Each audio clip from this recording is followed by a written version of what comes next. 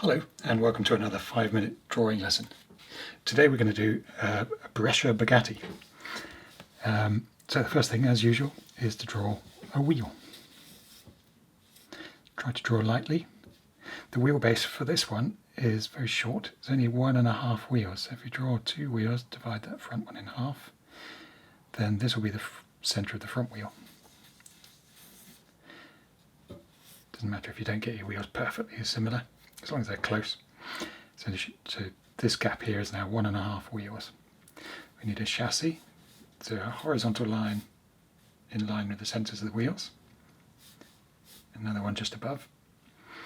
And at the back it's just ever so slightly higher, so just goes up slightly and then comes out the back a bit higher. Now we're going to divide this distance here in half, so half a wheel forward from the back wheel. That's where the cockpit is. The front is in line with the centre of the front wheel, but add a slight curve to it because of the horseshoe shape of the radiator. The height of it is going to be the height of one wheel, the height of this bonnet, and it's got a slight slope to it. So this top edge has got a slight tilt. So there's your engine area.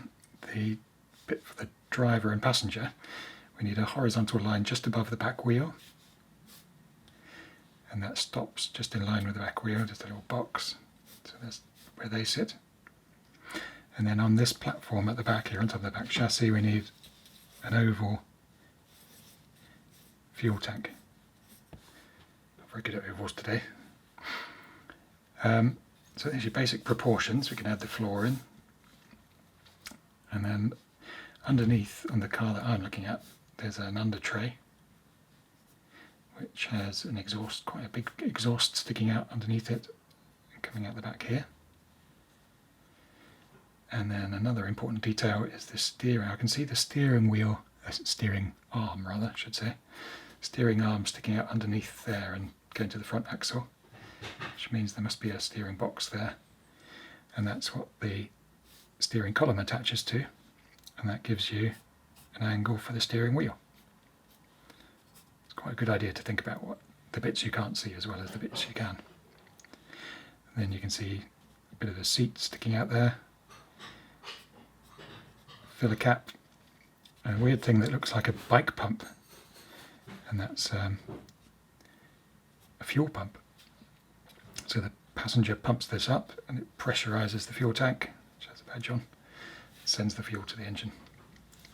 So it's looking a bit like a cutout, so we'll do something about that. We'll add a little bit show the wheels on the far side of the car, where we can shade those in a bit. And we can darken the underside of the car now.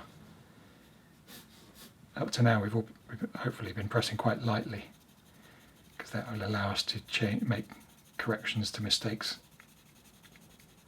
But now we can press a bit harder to suggest shadows and things. So there's the grass underneath. Anything that's underneath the car would be in shadow, so do it a bit darker. A few more important details to add. So there's a cutout here, a box, and in there is a handbrake and a gear stick. You can add some shading in there because it's actually cut out of the bodywork. We have a couple of straps holding the bonnet down, one at the front, one at the back, so leather straps, and a sort of bulge in this part of the bodywork here, so there's a bit of, it's made slightly wider so that you can fit your hips in, and a fuel filler cap. And then just these early cars, they raced on bumpy, stony roads, so they'll be covered in chips and dust and scratches. So you can add a few of those, and also they're held together with rivets, so you can see various rivets holding bits together. They're all little details that make your sketch more interesting to look at. Pretty much there. It's up to you now what you do. You can add a number like the picture that I've got. It's got a big 13 on it.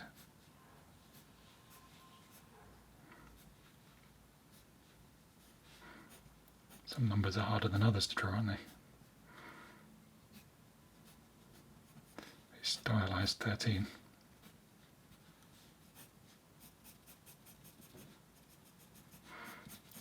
And that's pretty much it, I think. I won't do too much more. But I hope you enjoyed that. Join me again soon for another one. Oh, just had a spare wheel on the back as well. You often see that. Nope, really is finished now. See you soon.